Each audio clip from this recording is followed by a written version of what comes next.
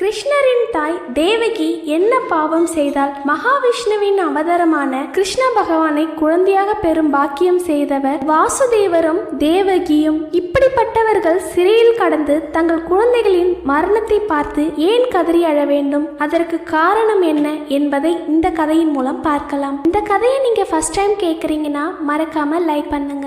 தட்சனின் பெண்களான திதி அதிதி இருவரும் மகரிஷி காஷ்யபரின் மனைவிகள். இளையவளான அதிதிக்கு பிறந்தவன் தான் இந்திரன், மகா பராக்கிரமசாலி. திதிக்கும் குழந்தை பெறும் ஆசை ஏற்பட்டது. அவள் காஷ்யபரிடம், இந்திரனை போல் சகல உலகங்களும் போற்றும் ஒரு குழந்தை எனக்கு பிறக்க வேண்டும் என்றாள். அப்படியானால் தேவி விரதத்தை முறைப்படி கடைபிடி என்றார் காசிபர். அதன்படி விரதம் மேற்கொண்ட திதி கருவுற்றாள். இதனால் அதிதியின் நெஞ்சில் பஞ்சம் குடிகொண்டது. பொறாமை மிகுந்த அதிதி தமக்கையின் கருவை அழிக்க தீர்மானித்தாள். எனவே தன்